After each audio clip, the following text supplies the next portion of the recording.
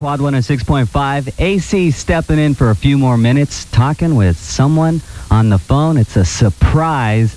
Terrence, are you there? Yeah, I'm here. Thank you. All right. So you're calling from your hotel right now? Yeah. Terence Trent D'arby here in Sacramento playing tonight at Cal Expo. Are you excited about the show, Terrence? Yo, man, absolutely. All right, great. I guess you haven't been touring for a while, right? No, actually, I've been toured for about 3 years, and that's why I'm really enjoying it now. All right. So during that 3 years, did you spend a lot of time on your new album, Symphony of Damn? No, actually, I didn't. I spent most of it just hanging out, just, kind of taking the time out and just trying to, enjoy some of the things that I guess had happened to me that I really didn't have time to enjoy before because I was just so busy all the time. So you've put it all together now, huh? I hope so. Okay. How did you end up touring with Duran Duran? I don't know whether it was them or it was their management, but the request came through asking if we wanted to tour with them.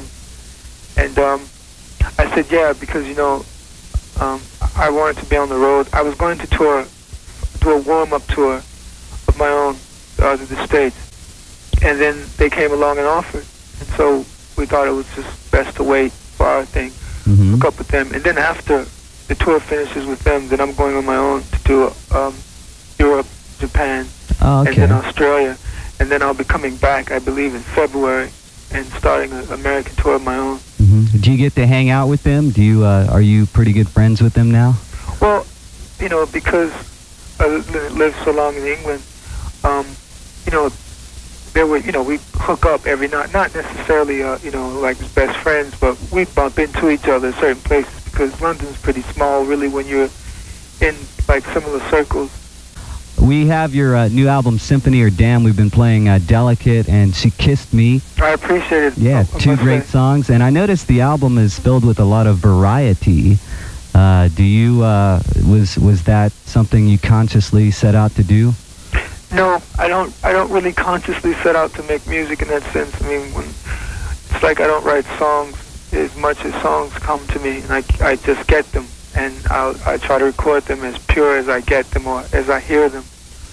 So that's just my nature. If you were to spend a couple of days with me, you would see that it also applies to what I read, what type of films I watch, what type of women or friends of mine or whatever. It's just, that's my nature. And so I think the art should reflect to some degree the artist as much as the surroundings from which he stems. So you draw from a lot of personal experiences. Yeah, very often. Also, I mean, in pretty much everything I do, people would call me eclectic. How long did it take you? I know you play a lot of instruments. How long did it take you to learn all those instruments? I'm still learning. Really?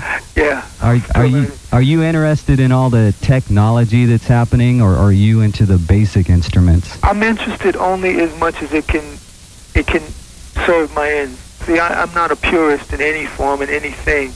I'm an opportunist in the sense that whatever I can use to give me the sounds that I hear in my head, which oftentimes do seem to be unattainable.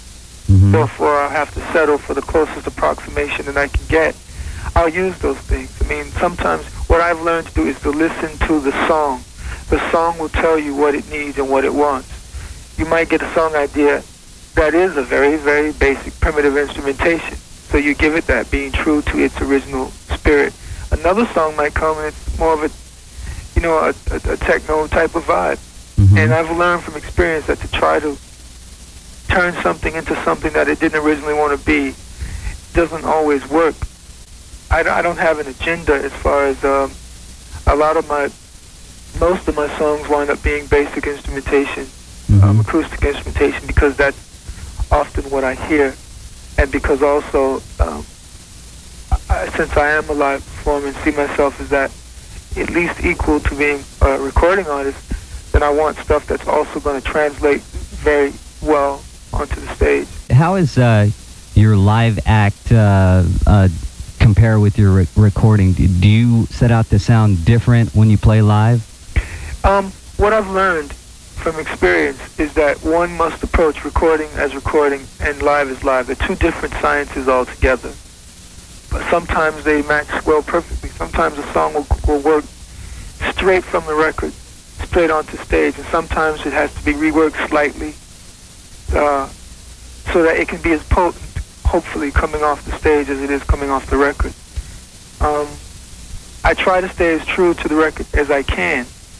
And sometimes, like I said, you modify because sometimes the record is perfect for the record, but not necessarily for the stage.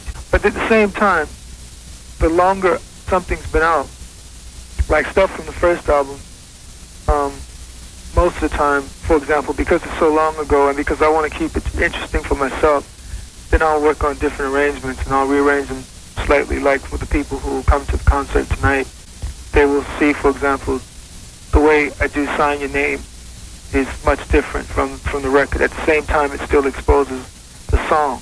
That's cool. I like that idea. So you're going to draw from all 3 albums tonight? Yeah, we only have an hour, which we're grateful to have. Mm-hmm. At the same time, it just means that because I have a lot of material to draw from, there's an equal representation, I think, from the 3 albums. Obviously, since this is the album right now I'm promoting with this hour, there's maybe 1 or 2 extra songs from this album as opposed to the first and second.